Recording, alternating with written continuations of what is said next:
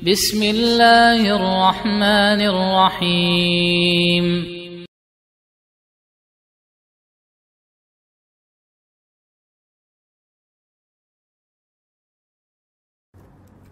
Bismillahirrahmanirrahim.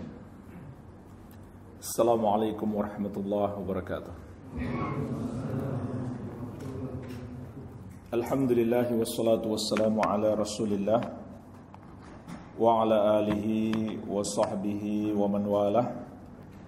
Wala hawla wala quwwata illa billahi, amma ba'd. Fa ikhwani wa akhwati fillah, kaum muslimin wal muslimat, rahimani wa rahimakumullah. Semoga Allah Azza wa Jalla senantiasa mencurahkan rahmatnya kepada kita sekalian. InsyaAllah ta'ala kita akan melanjutkan pembahasan Kitabut Tauhid, memasuki bab yang ke-20. Syekhul Islam Al-Mujahidul Mujaddid Al-Imamul Allamah Al-Syekh Muhammad At-Tamimi rahimahullahu ta'ala dalam Kitabut Tauhid bab yang ke-20 berkata, Babu ma ja'a minat taghlidhi fi man abadallaha inda qabri rajulin salihin fa kaifa idza abadahu. Bab larangan keras beribadah di kuburan orang soleh, maka bagaimana lagi jika seorang menyembahnya.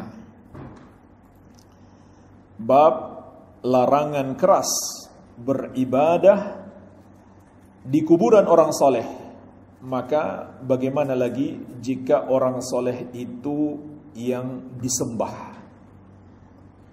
Jemaah sekalian, dalam bab ini ada 3 permasalahan penting. 2 yang pertama adalah pelajaran terpenting dari bab ini.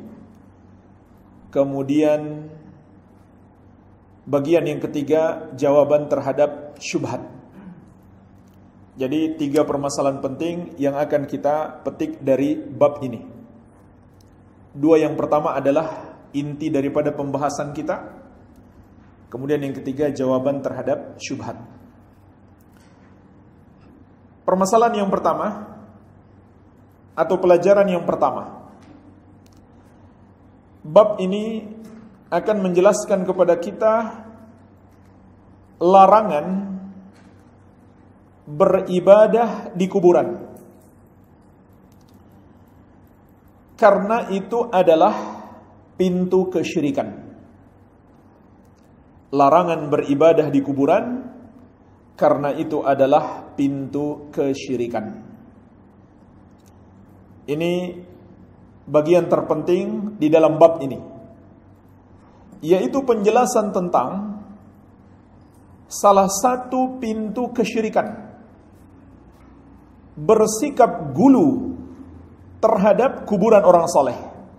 Jadi jamaah sekalian, bab ini sebenarnya adalah lanjutan dari bab sebelumnya.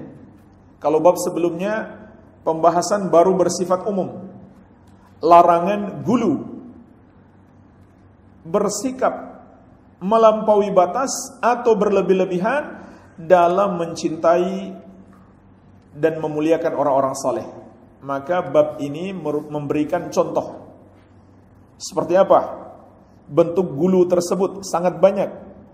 Di antara contohnya yang telah menjadi pintu besar yang menjerumuskan banyak orang dalam kesyirikan adalah menjadikan kuburan orang soleh sebagai tempat ibadah. Oleh karena itu dalam syariat dilarang keras, sebagaimana insyaallah akan kita sebutkan hadis-hadisnya. Baik, ini bagian yang pertama. Bagian yang kedua, penjelasan bahwasannya larangan beribadah di kuburan mencakup 2 bentuk larangan. Yang pertama, larangan menjadikan kuburan sebagai tempat ibadah.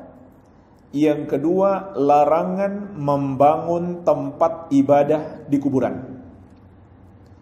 Jadi bukan sekedar larangan beribadah di kuburan, tapi juga larangan beribadah di bangunan yang ada di kuburan. Larangan beribadah di masjid yang ada di kuburan. Dan ini sama saja, apakah kuburan lebih dulu dibangun atau masjid yang lebih dulu dibangun? Mencakup keduanya. Apakah kuburan lebih dulu dibangun atau masjid lebih dulu dibangun? Sama. Terlarang kita beribadah padanya. Hanya saja bedanya kata para ulama, kalau masjid yang lebih dulu baru kuburan, maka kuburannya yang seharusnya dipindahkan. Tetapi kalau kuburan lebih dulu, kemudian dibangun masjid di atasnya, maka masjidnya yang seharusnya dipindahkan. Baik. Jadi jemaah sekalian, ini dua pelajaran penting.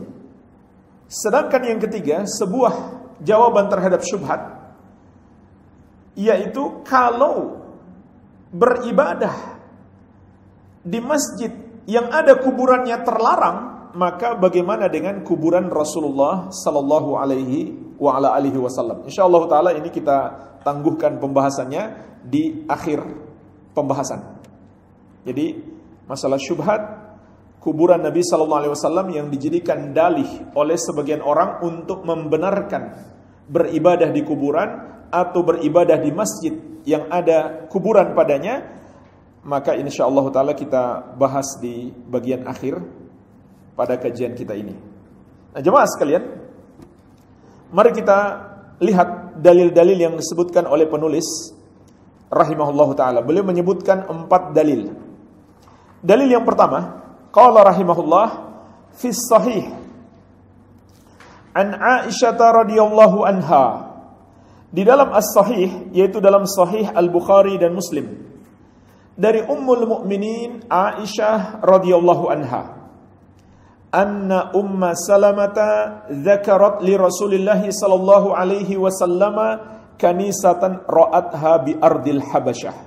Bahwasannya Ummu Salamah radhiyallahu anha menceritakan tentang sebuah gereja yang beliau lihat di negeri Habasyah kepada Rasulullah sallallahu alaihi wasallam. Ummu Salamah salah seorang istri Nabi sallallahu alaihi wasallam yang dulu pernah berhijrah ke negeri Habasyah sebelum ada kota Madinah. Maka Habasyah itu negeri Nasrani yang ketika itu Nabi SAW mengizinkan para sahabat berhijrah ke sana karena rajanya Najasyi adalah raja yang berbuat adil dan beliau pun masuk Islam. Ketika itu belum ada negeri Islam, belum ada kota Madinah. Maka para sahabat berhijrah dari Makkah ke negeri Habasyah. Di antara yang berhijrah ke negeri Nasrani Habasyah ketika itu adalah Ummu Salamah radhiyallahu anha yang kemudian menjadi istri Nabi sallallahu alaihi wasallam. Lalu beliau menceritakan tentang sebuah gereja yang beliau lihat di negeri tersebut. Disebutkan dalam riwayat yang lain, gereja itu memiliki nama, yaitu gereja Maria, yang kita sebut dengan nama Ibunda Maryam. Mereka sebut Maria. Wa ma fiha minas suwar. Beliau juga menceritakan di dalam gereja itu ada gambar-gambar bernyawa. Apakah itu lukisan-lukisan atau patung-patung? Faqala, maka Nabi sallallahu alaihi wasallam bersabda, ulaika idza mata fihimur rajulu salih awil 'abdu salih banau ala qabrihi masjida. Mereka itu adalah orang-orang yang apabila wafat orang soleh atau hamba yang soleh dari kalangan mereka, maka mereka akan membangun di atas kuburannya sebuah tempat ibadah. Wasawwaru fihi tilka suwar. Lalu mereka membuat di dalam tempat ibadah itu gambar-gambar orang soleh tersebut. Ulaika syirarul khalqi indallah, mereka adalah seburuk-buruknya makhluk di sisi Allah Azza wa Jalla. Jamaah sekalian, inilah dalil yang pertama yang menunjukkan kepada kita pelajaran yang sangat penting, yaitu larangan keras menjadikan kuburan sebagai tempat ibadah. Ini pelajaran pertama seperti yang telah kita sebutkan tadi. Dalil-dalil yang disebutkan oleh penulis rahimahullah terkandung dua pelajaran penting. Pelajaran yang pertama, larangan keras menjadikan kuburan sebagai tempat ibadah. Dilihat dari dua sisi. Sisi yang pertama, itu kebiasaan orang kafir. Dan dalam hadis yang lain Nabi SAW memberi peringatan keras, man tashabbaha biqaumin fahuwa minhum. Barang siapa menyerupai suatu kaum, maka dia bagian dari mereka. Sisi yang kedua, di akhir hadis Rasulullah SAW mengatakan mereka adalah seburuk-buruk makhluk di sisi Allah, karena mereka menjadikan kuburan orang soleh mereka sebagai tempat ibadah dan membuat gambar-gambar bernyawa mereka. Jadi dalam hadis ini terkandung larangan keras. Ini nggak main-main jemaah sekalian. Nabi SAW mengatakan itu kebiasaan orang musyrik, dan karena itulah mereka menjadi seburuk-buruk makhluk di sisi Allah Azza wa Jalla. Dan kalau dua-duanya dilakukan, maka dosanya tentu semakin besar, yaitu menjadikan kuburan sebagai tempat ibadah, ditambah lagi membuat patung-patung atau lukisan-lukisan orang soleh tersebut. Makanya di sini Syekh juga mengatakan, fahaulai jama'u bainal fitnatain. Mereka, yaitu orang-orang Nasrani di negeri Habasyah dahulu, mengumpulkan dua fitnah. Fitnatil kubur wa fitnatit tamathil. Fitnah kubur dan fitnah gambar bernyawa. Fitnah di sini jemaah sekalian maksudnya sesuatu yang menyesatkan manusia, sesuatu yang menjerumuskan manusia dalam kesyirikan. Jadi jemaah sekalian, kata fitnah di dalam bahasa Al-Quran dan Sunnah kita harus hati-hati. Jangan kita pahami seperti kata fitnah di dalam bahasa Indonesia. Jangan kita pahami seperti kata fitnah di dalam bahasa Indonesia. Kata fitnah dalam bahasa Al-Quran dan Sunnah itu memiliki banyak makna. Namun makna yang paling masyhur adalah kesyirikan dan kekufuran, atau juga bermakna ajakan kepada kesyirikan dan kekufuran itu.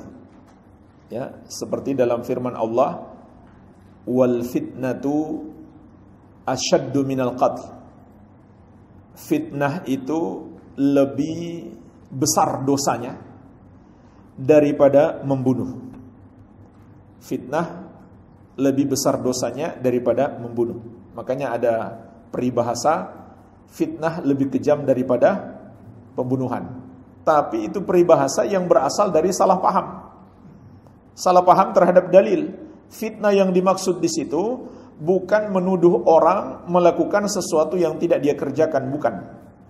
Tapi maknanya adalah kesyirikan atau mengajak orang menjadi musyrik. Itu makna fitnah dalam ayat tersebut. Kesyirikan atau mengajak orang menjadi musyrik, itulah yang dosanya lebih besar daripada pembunuhan. Kalau kita menuduh orang melakukan sesuatu yang tidak dia kerjakan, maka membunuh dia tentu lebih besar dosanya. Membunuh dia lebih besar dosanya. Dan itu lebih kejam daripada sekedar menuduhnya. Iya. Jadi maksud fitnah di sini kata Syekh, dua yang menyesatkan mereka, yang menjerumuskan mereka kepada dosa terbesar, yaitu kesyirikan. Mengagungkan kuburan secara melampaui batas, yaitu kuburan orang-orang saleh, dan membuat gambar-gambar bernyawa orang-orang saleh tersebut. Kemudian jemaah sekalian, hadis ini juga mengandung pelajaran seperti yang kita sebutkan di awal, larangan membangun masjid di kuburan. Karena hadis ini jelas. Hadis ini jelas. Nabi SAW mengatakan, banau ala qabrihi masjidah. Mereka bangun di atas kuburannya masjid. Tentu tidak bermakna masjid itu sebesar kuburannya, tidak. Masjidnya tentu besar sehingga banyak orang bisa masuk. Dan masjid di sini maksudnya tempat ibadah. Mereka nggak sebut masjid tentunya. Mereka sebut kanisah, gereja. Tapi maknanya adalah tempat ibadah mereka. Sehingga berdasarkan hadis ini, dilarang kita membangun masjid di kompleks kuburan, ataupun sebaliknya, mengubur seseorang di masjid. Jadi jemaah sekalian, ini dua pelajaran terkandung dalam hadis ini, sekaligus bantahan kepada dua pendapat yang tidak tepat. Pendapat pertama mengatakan, dilarang beribadah di kuburan itu bukan karena khawatir terjerumus dalam syirik, cuma karena najis. Maka jemaah sekalian, itu pendalilan yang terlalu jauh. Terlalu jauh. Yang nampak jelas adalah karena itu mengantarkan kepada kesyirikan. Begitu pula mereka mengatakan yang dilarang itu kalau kita menyembah kuburan tersebut.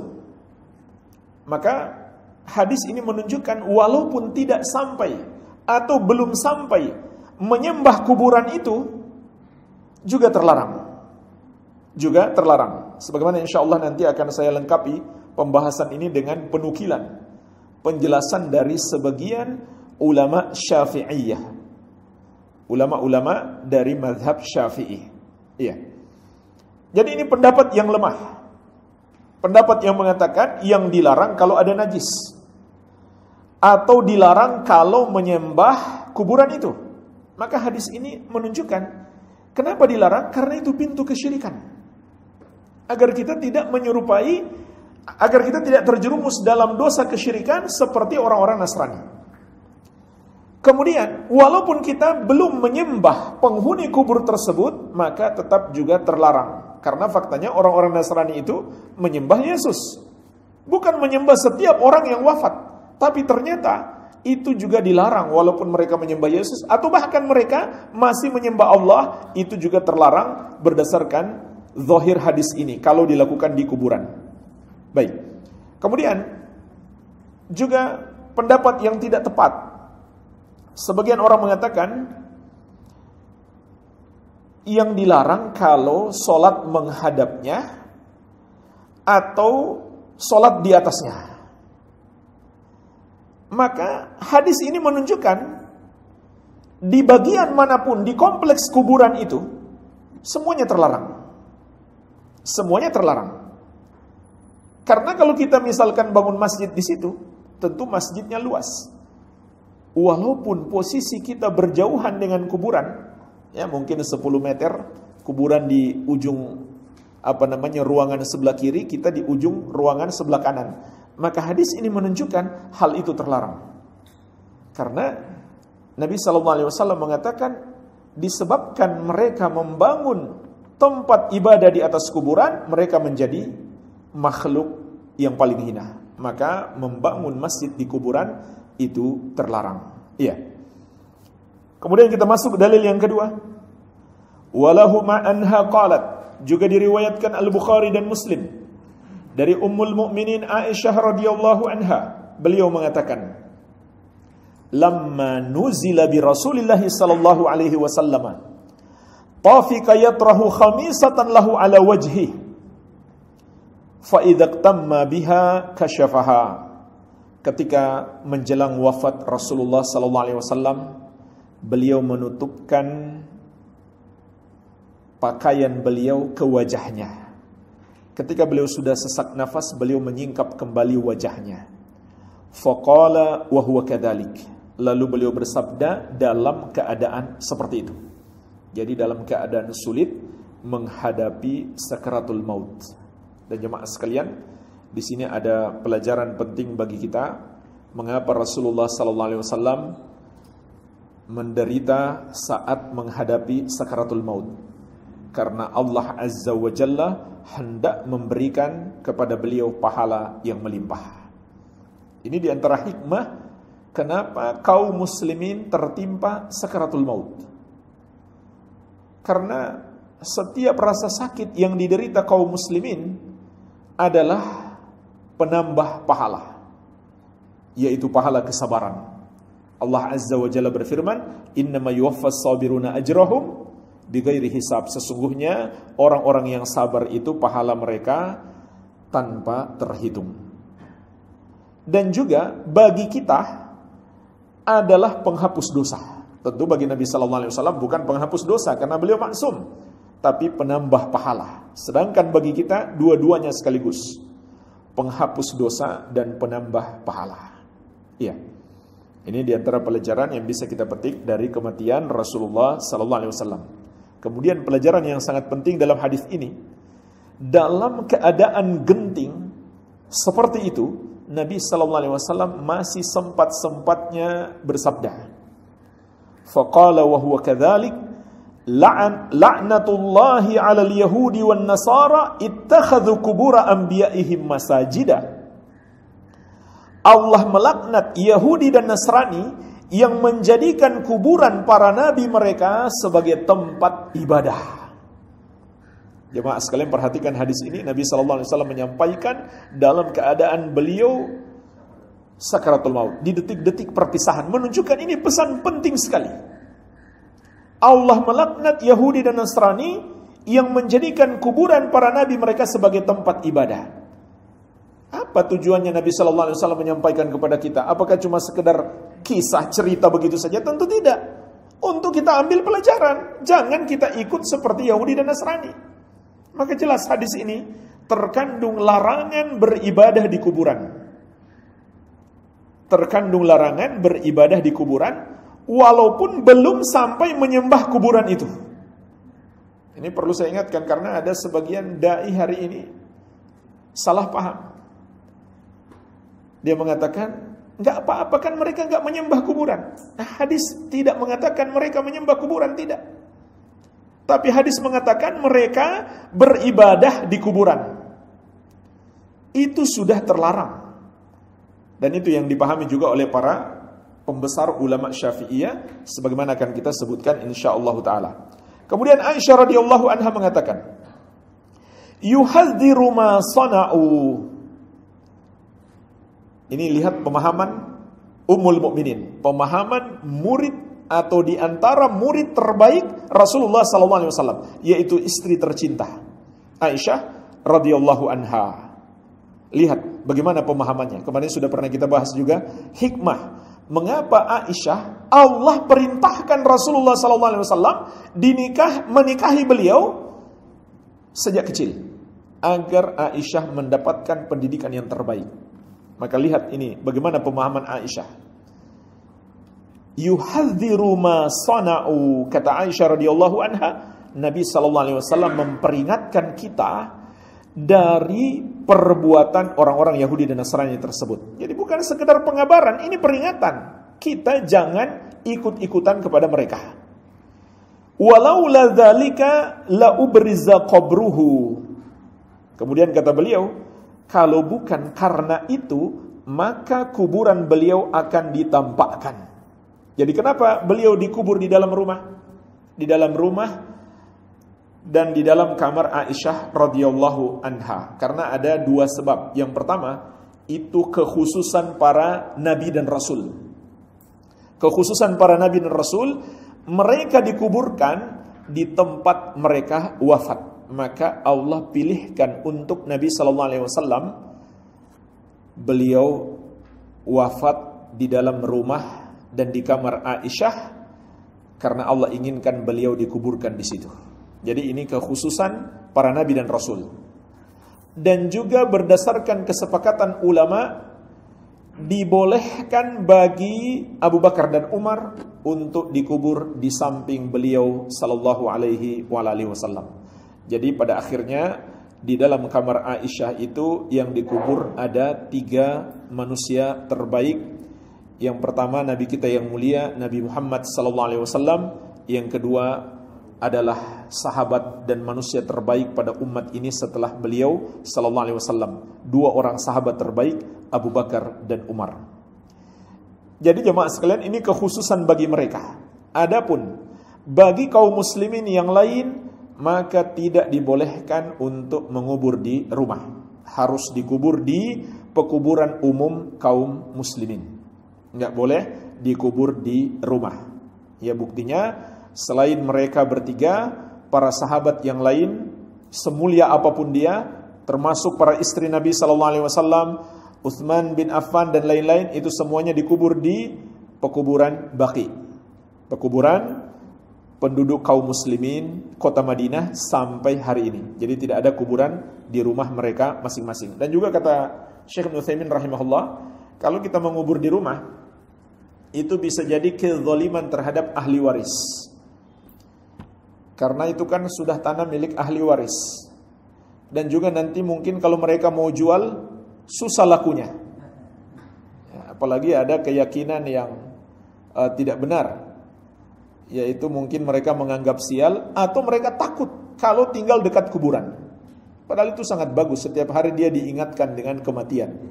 Iya.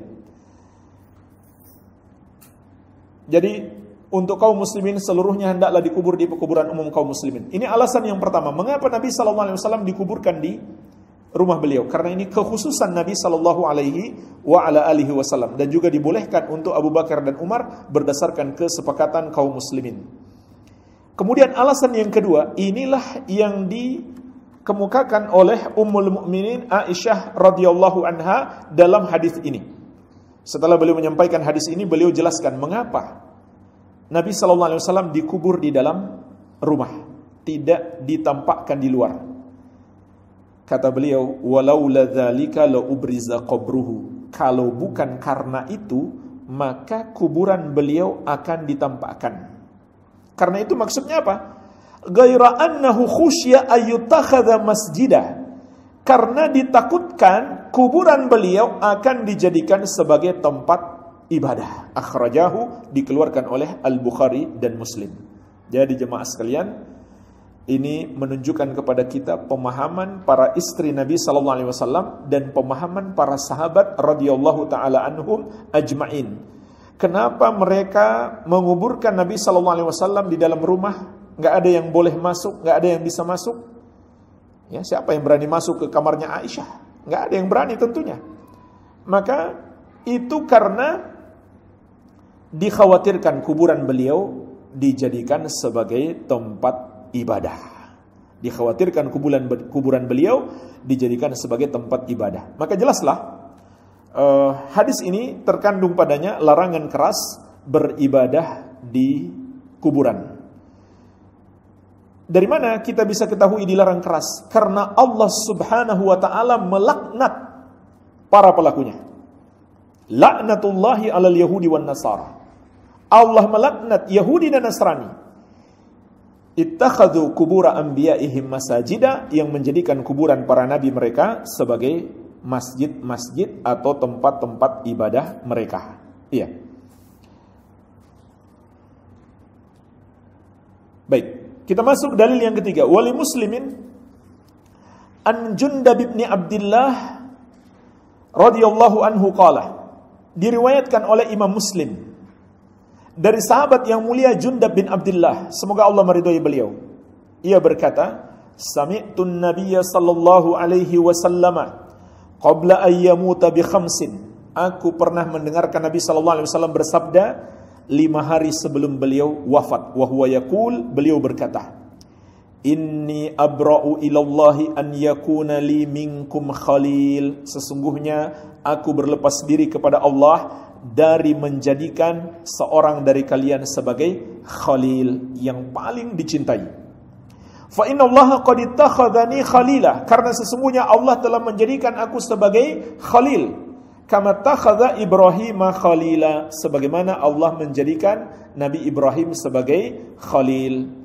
Walau kuntu muttakhidan min ummati khalila lattakhadtu Abu Bakrin khalila. Andai boleh aku jadikan di antara umatku sebagai khalil, maka aku akan jadikan Abu Bakar sebagai khalil.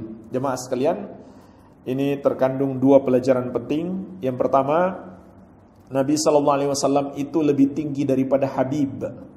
Kita kalau mengatakan Nabi SAW Habibullah atau Habibillah, itu kurang tepat, karena beliau adalah Khalilullah. Khalil itu lebih tinggi daripada Habib. Dan yang mencapai derajat Khalil hanya dua orang Nabi. Yang pertama Nabi Muhammad SAW, yang kedua Nabi Ibrahim alaihi salam. Kemudian pelajaran berikutnya, hadis ini menjelaskan kepada kita Abu Bakar As-Siddiq radhiyallahu anhu adalah sahabat yang paling mulia. Karena Nabi SAW dengan jelas mengatakan, andai boleh aku jadikan seseorang sebagai khalil, maka Abu Bakar yang aku akan jadikan sebagai khalil. Artinya Abu Bakar yang paling dicintai oleh Nabi SAW, melebihi seluruh sahabat, bahkan keluarga beliau sendiri. Kenapa jemaah sekalian? Karena Abu Bakar adalah orang yang paling beriman dan bertakwa pada umat Islam setelah Nabi Muhammad SAW. Baik. Kemudian beliau bersabda, ala wa inna man kana qablakum kanu yattakhiduna kubura anbiya'ihim masajidah. Ketahuilah, sesungguhnya umat sebelum kalian menjadikan kuburan para nabi mereka sebagai tempat ibadah. Ala fala tattakhidul kubura masajidah.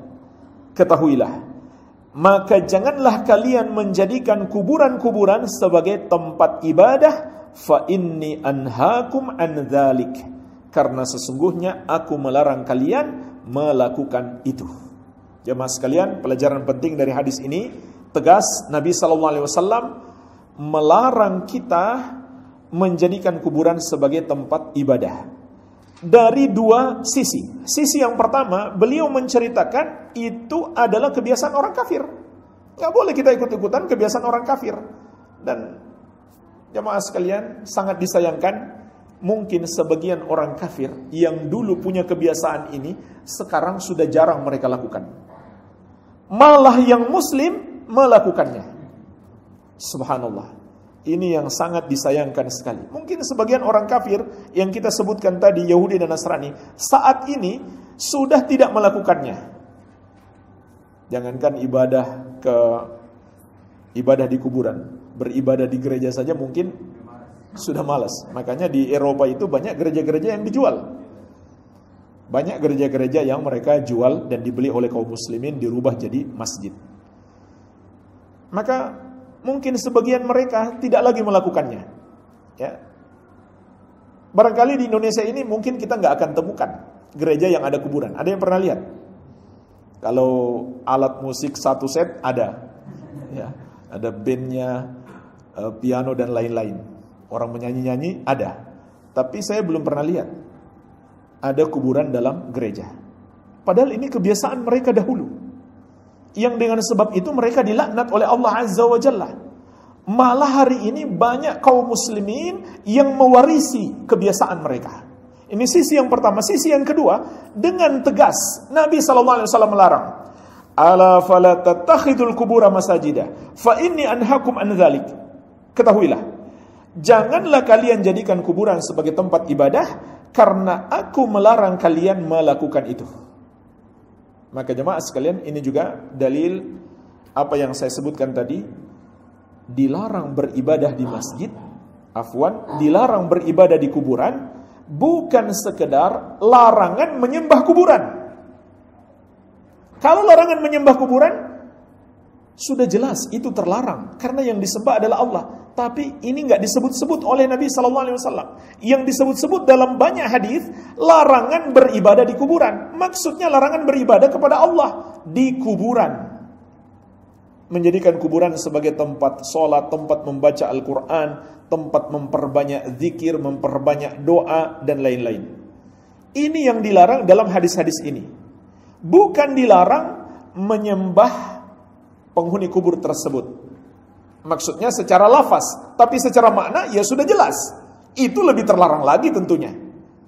Tapi secara lafaz, yang dilarang adalah beribadah di kuburan. Secara makna, tentu lebih terlarang lagi menyembah penghuni kubur itu. Bahkan dilarang beribadah di kuburan karena agar penghuni kubur itu nggak disembah. Justru itu tujuannya, supaya tertutup pintu-pintu kesyirikan. Bukan karena di situ ada najis. Karena kalau ada najis ya gampang saja dibersihkan. Nah, jemaah sekalian, mari kita lihat penjelasan para ulama. Di sini Syekh juga menjelaskan, penulis kitab Tauhid menjelaskan, faqad naha anhu fi akhir hayatihi. Nabi SAW melarang keras beribadah di kuburan di akhir hayat beliau. Thumma innahu la'ana wa huwa fi siyaq. Kemudian beliau melaknat pelakunya dalam keadaan beliau sakaratul maut. Man fa'alahu, orang yang melakukan itu dilaknat. Jadi jemaah sekalian, di sini Syekh ingin mengajak kita merenung. 5 hari sebelum beliau wafat, beliau masih melarang keras. Kemudian detik-detik menjelang beliau wafat, beliau juga masih melarang keras. Menunjukkan ini bahaya besar. Kemudian Syekh berkata, was-salatu indaha min dzalik. Wa in lam yubna masjidun. Dan salat di kuburan termasuk yang terlarang, walaupun di kuburan itu tidak dibangun masjid. Jadi dua-duanya terlarang. Sama saja di kuburan itu ada bangunan, ada masjid, atau hanya kuburan saja, atau bangunan yang bukan masjid. Wa huwa makna qauliha, itulah makna ucapan Ummul Mukminin Aisyah radhiyallahu anha, khusya ayyutakhadha masjida, ditakutkan akan dijadikan sebagai tempat ibadah. Fa inna sahabata lam yakunu liyabnu haula qabrihi masjidah, karena sesungguhnya sahabat tidaklah menjadikan di sekitar kuburan beliau tempat ibadah. Artinya walaupun tanpa ada tempat ibadah, tanpa ada bangunan, itu terlarang. Dan dikuatkan juga dengan alasan lain, wa kullu mawdi'in qusidati sholatu fihi faqad ittukhidha masjidah. Sebenarnya kata Syekh, setiap tempat yang dijadikan tempat sholat, maka sama saja tempat itu sudah dijadikan masjid menurut makna bahasa. Karena masjid artinya tempat sujud, sehingga setiap tempat yang kita sholat padanya secara bahasa disebut masjid. Bal kullu mawdi'in yusalla fihi yusamma masjidah. Sehingga kata Syekh, setiap tempat yang dilakukan sholat padanya dapat disebut masjid, kama qala sallallahu alaihi wasallam, sebagaimana juga sabda Nabi sallallahu alaihi wasallam, ju'ilat liyal ardu masjidaw wa tahura, dijadikan untukku bumi ini sebagai masjid, tempat ibadah, dan tahura, alat untuk bersuci. Maksudnya, kita dimanapun berada, walaupun tidak ada bangunan masjid, sudah masuk waktu sholat, sholatlah. Nggak usah beralasan, jangan sampai kita beralasan kita libur sholat dulu karena kita di tengah hutan nggak ada masjid, atau di tengah laut nggak ada masjid, atau di negeri kafir nggak ada masjid. Itu bukan alasan. Karena Nabi SAW mengatakan, dijadikan untukku bumi ini seluruhnya sebagai tempat ibadah. Namun ada pengecualian, yaitu diantaranya kuburan, begitu pula WC, begitu pula tempat-tempat atau kandang onta. Maka ini ada dalil-dalilnya yang melarang kita sholat padanya. Tapi selain itu, maka di mana saja kita boleh sholat. Yang penting suci. Mau di pasar, di mall, di mana saja, yang penting suci, maka boleh kita sholat di situ. Iya. Jadi intinya beliau ingin mengingatkan di sini, walaupun tidak ada masjidnya, orang sholat di kubur itu, maka itu terlarang. Baik, jemaah sekalian, kita sebutkan sedikit penjelasan sebagian ulama Syafi'iyah, bahkan para pembesar ulama Syafi'iyah. Al-Imam Asy-Syafi'i rahimahullahu ta'ala dalam kitab Al-Um berkata,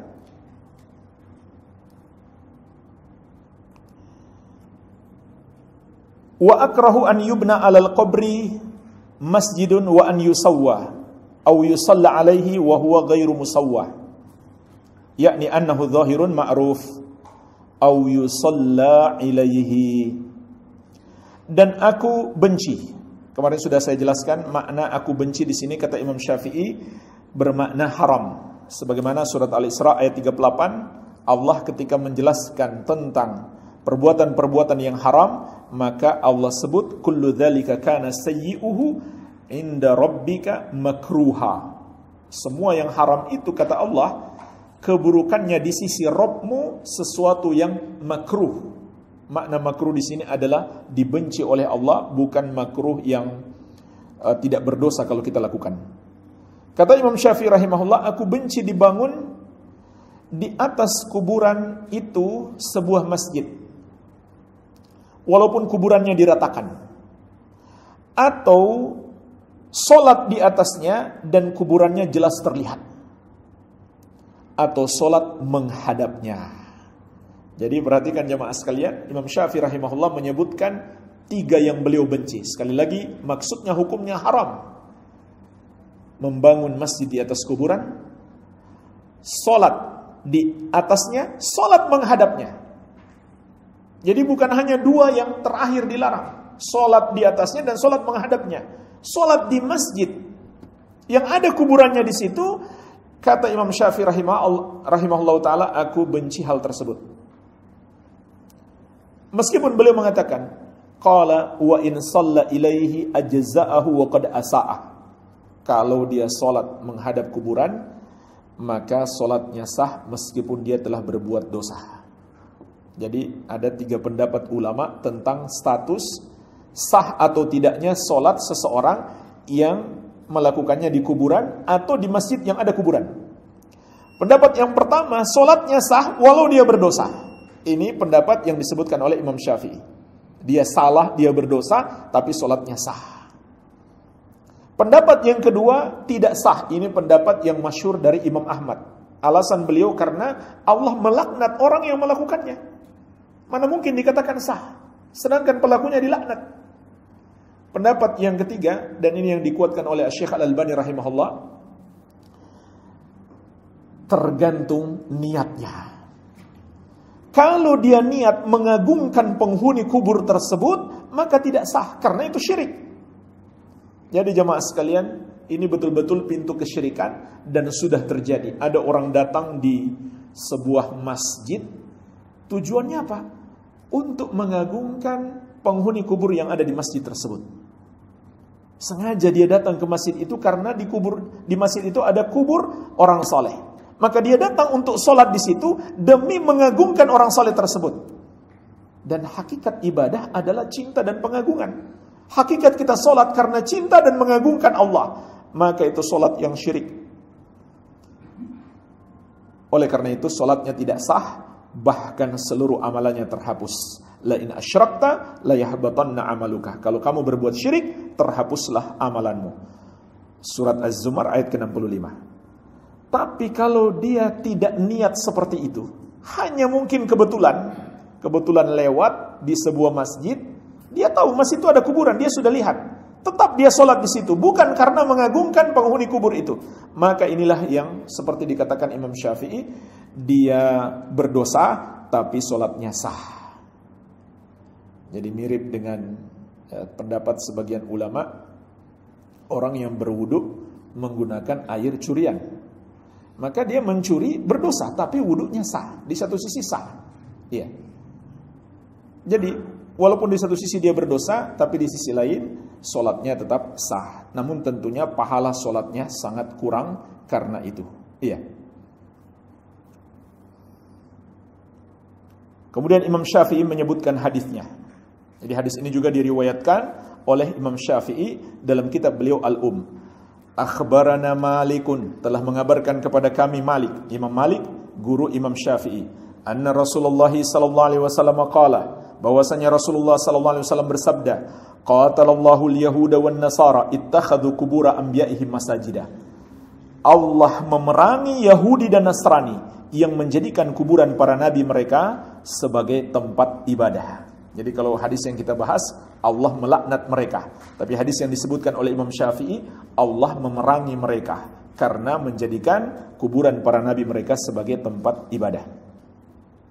Lalu beliau mengatakan,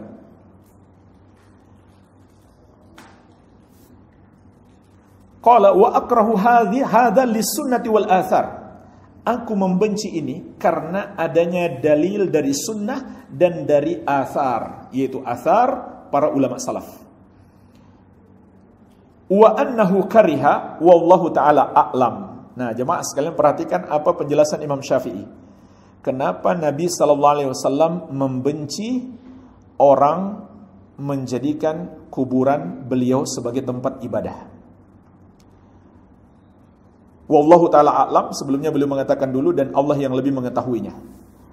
An yu'azzimahu ahadun minal muslimin, yakni ayyutakhadha qabruhu masjidah.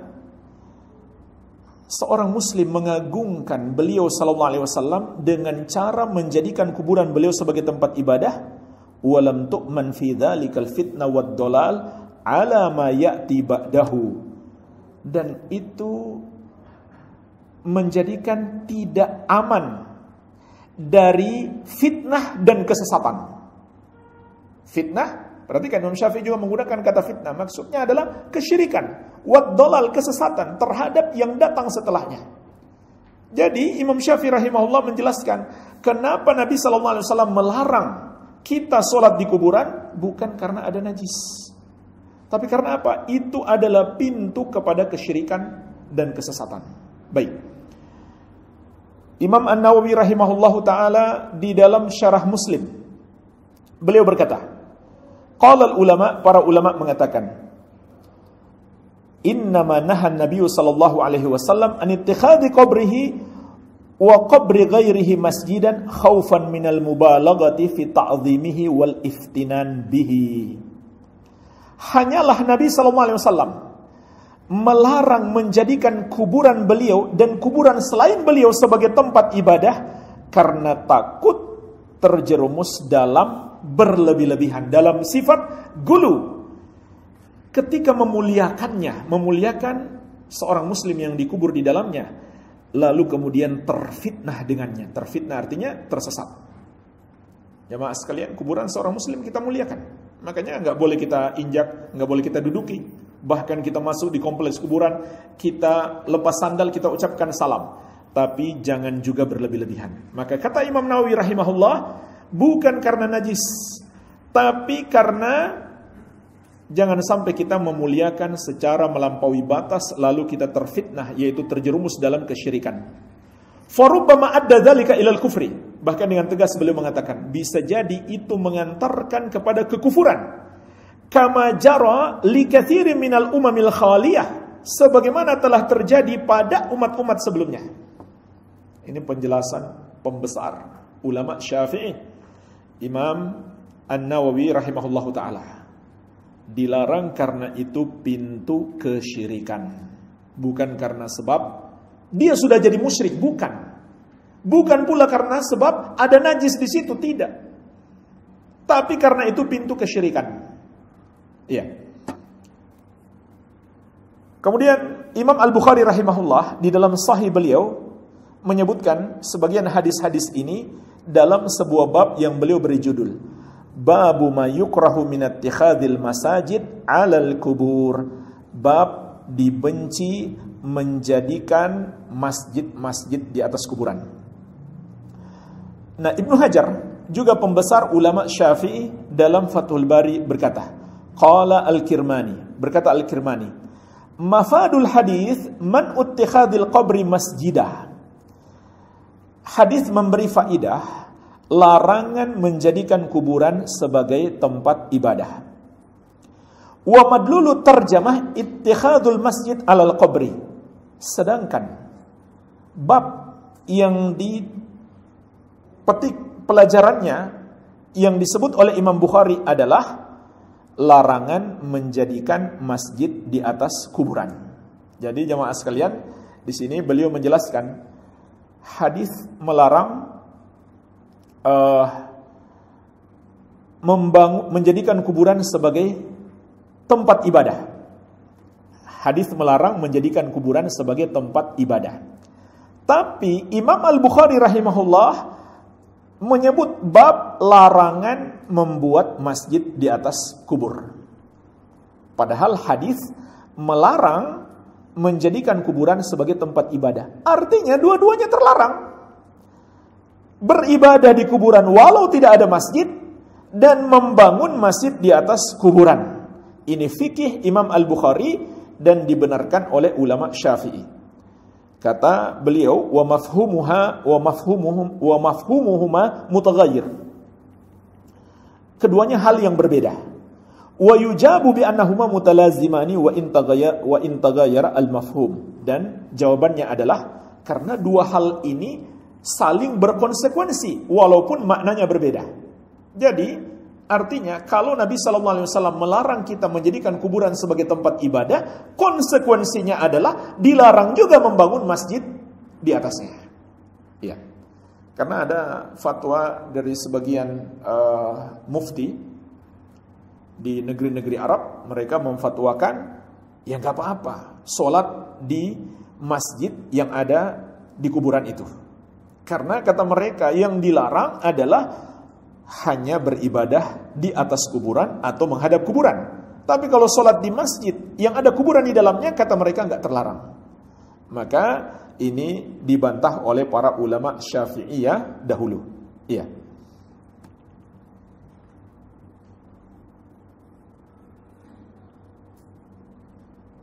Kemudian jemaah sekalian, Imam Ibnu Hajar Al-Haytami juga salah seorang imam besar dari mazhab Syafi'i. Beliau punya buku bagus, Az-Zawajir an Iqtirafil Kabair.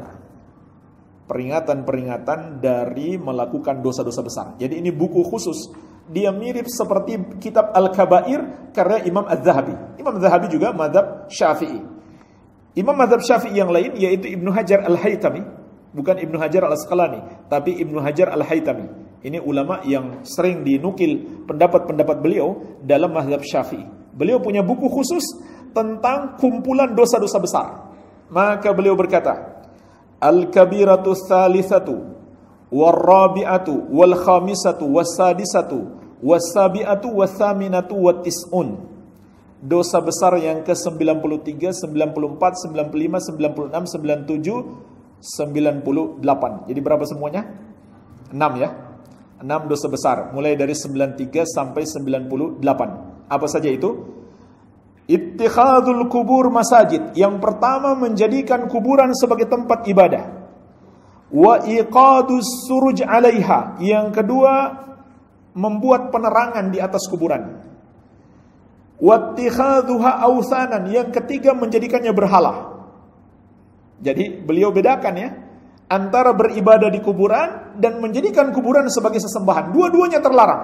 Tentu lebih terlarang kalau disembah. Tapi sekedar beribadah di kuburan itu, walaupun ibadahnya masih kepada Allah, sudah terlarang. Kemudian yang keempat, wat tawaf biha, bertawaf mengitarinya. Ini yang dilakukan oleh orang-orang Syiah terhadap kuburan Al-Husain. Ini juga dilakukan oleh orang-orang Sufi pada sebagian kuburan wali-wali mereka di dalam masjid itu. Mereka tawaf di sekitarnya. Kemudian yang kelima, wastilamuha, menyentuhnya, maksudnya untuk mencari berkah, diusap-usap supaya dapat berkah. Kemudian yang keenam, wassalatu ilaiha, salat menghadapnya. Baik, inilah jemaah sekalian penukilan dari para pembesar ulama Syafi'iyah. Sengaja saya pilihkan dari para pembesar ulama Syafi'iyah. Semoga orang yang mengaku-ngaku bermazhab Syafi'i dapat memahami dengan baik. Ini bukan ajaran Wahabi. Ini pendapat para ulama ahli sunnati wal jamaah. Iya. Terakhir jemaah sekalian, sebagai penutup singkat, bantahan kepada orang yang berdalih atau beralasan, bukan berdalil karena itu bukan dalil, hanya berdalih saja, bahwa tidak mengapa sholat di kuburan walaupun dibangun masjid, karena masjid Rasulullah SAW pun ada kuburan beliau Sallallahu Alaihi Wasallam. Ini alasan mereka. Bagaimana menjawabnya? Banyak jawaban para ulama, namun yang kami pandang paling kuat ada 3 jawaban. Jawaban yang pertama jemaah sekalian, yang melebarkan Masjid Nabawi sampai memasukkan kuburan beliau dalam bangunan masjid, pertama, bukan beliau sendiri, karena beliau sudah wafat, bukan pula para sahabat radhiyallahu ta'ala anhum ajma'in, bukan pula para ulama dari generasi tabi'in, tapi penguasa yang ada di zaman itu. Penguasa di akhir masa sahabat, dan para sahabat serta pembesar tabi'in seperti Sa'id bin al-Musayyib rahimahumullahu ta'ala mengingkari perbuatan itu. Tapi mereka nggak bisa apa-apa karena yang melakukannya adalah penguasa.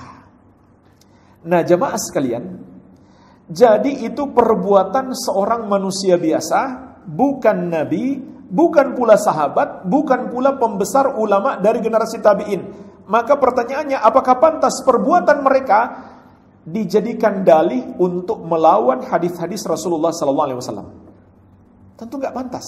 Itu kan perbuatan mereka, memasukkan kuburan beliau ke dalam masjid Nabi SAW. Kenapa perbuatan mereka kita jadikan alasan untuk menentang hadis-hadis dari Nabi SAW yang sangat-sangat banyak? Dalam riwayat yang paling sahih diriwayatkan Al-Bukhari dan Muslim dengan larangan yang tegas lagi keras. Itu nggak masuk akal seorang Muslim berdalih dengan perbuatan orang lalu melawan hadis Nabi SAW. Ini jawaban yang pertama. Kemudian jawaban yang kedua, walaupun secara zahir terlihat kubur Nabi SAW berada di dalam masjid, maka hakikatnya kuburan beliau tidak di dalam masjid. Kenapa?